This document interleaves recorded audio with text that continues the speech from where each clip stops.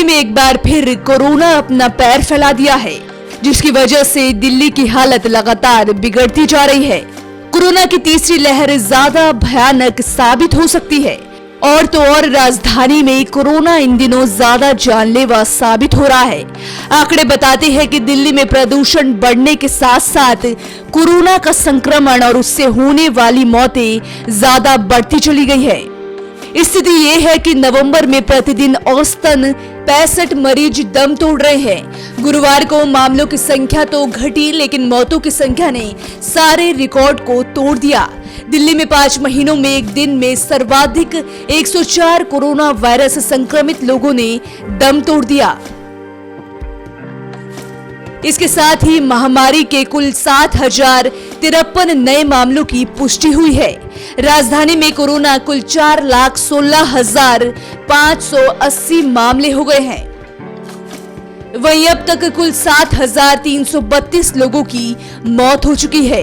दिल्ली में कोरोना के active case 43,116 है, जो अब तक सबसे ज्यादा है। बता दें, ये समय त्योहारों का चल रहा है, जिसमें दिवाली महत्वपूर्ण है, जिसकी वजह बाजारों, सड़कों, दुकानों पर भारी भीड़ दिखाई दे रही है। और सबसे बड़ी बात पटाखों का प्रदूषण और पराली की वजह धुआं कोरोना को बढ़ाने में अहम भूमिका निभा रहा है। यही कारण है कि दिल्ली में पिछले 2 हफ्ते से कोरोना संक्रमण के मामले बहुत ही ज्यादा तेजी से बढ़ रहे हैं। 28 अक्टूबर को यहां पहली बार एक दिन में 5,000 से ज्यादा केस सामने आए थे, लेकिन उसके बाद से तो कोरोना के नए मामले बढ़ते ही जा रहे हैं। दिल्ली में कोरोना संक्रमण की तीसरी लहर चल रही है। दिल्ली में कोरोना के बढ़ते मामलों को लेकर दिल्ली सरकार ने कोरोना जांच की संख्या तेजी से बढ़ा दी है। इसके साथ ही दिल्ली सरकार ने कोरोना जांच करने वाली लैब पर भी सख्ती दिखाई है। सरकार की ओर से बीते दिनों जारी आदेश में कहा गया है कि कोरोना की जांच रिपोर्ट संबंधित व्यक्ति को 24 घंटे के भीतर उसके मोबाइल पर और 48 घंटे के भीतर रिपोर्ट की कॉपी मिलनी चाहिए। ऐसा नहीं होने पर जांच करने वाली लैब के खिलाफ कार्रवाई की जाएगी। सरकार की ओर से जारी आदेश में जांच करने वाली सभी लैब को रिपोर्ट में होने वाले देर के लिए नसीहत दी गई है।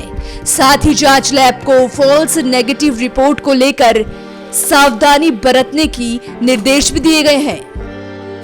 दिल्ली में कोरोना के बढ़ते मामलों पर मुख्यमंत्री अरविंद केजरीवाल ने कहा, दिल्ली में कोरोना पर काबू पा लिया गया था, मगर 20 अक्टूबर से प्रदूषण का स्तर बढ़ गया है, जिसके कारण कोरोना के मामलों में भी लगातार बढ़ोतरी देखी जा रही है। उन्होंने कहा, कोरोना बढ़ने के पीछे प्रदूषण भी एक कारण है। केजरीवाल ने कहा, दिल्ली में कोविड-19 की स्थिति अगले 7 से 10 दिन में नियंत्रण में आ जाए। इसके लिए हम अगले हफ्ते से कई कदम उठाने पर विचार कर रहे हैं। तो दोस्तों, अब समाधान तो निकल गया, अब बारी है सरकारों की।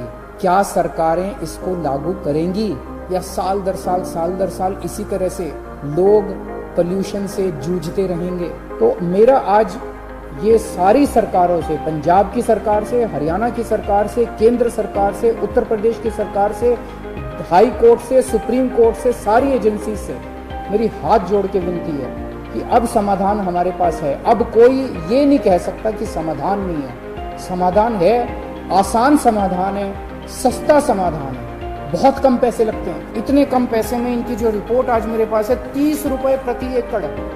30 रुपए प्रति एकड़ तो राज्य सरकार अपने बजट में से दे सकती है, किसानों को दे सकती है, घोल बना के किसानों को सप्लाई कर सकती है खेत कर। केजरीवाल ने आज प्रेस कॉन्फ्रेंस में कहा, पूसा द्वारा बनाए गए बायोडिकम्पोजर केमिकल से पराली 70 से 95% तक खाद में तब्दील हुई है और कहा कि पराली की वजह से सबसे ज्यादा परेशान किसान होता है। किसान कहते हैं कि वो कभी पराली नहीं जलाना चाहते, क्योंकि पराली जलाने से सबसे ज्यादा धुआं उसी गांव में होता है जहां पराली जलाई जाती है। वहीं सीएम केजरीवाल दीपावली की शुभकामनाएं देते हुए कहा कि पराली की समस्या से किसान भी परेशान रहते थे, लेकिन अब ऐसा नहीं होगा, क्योंकि पूसा एग्रीकल्चर इंस्टीट्यूट ने इसका समाधान निकाल लिया है।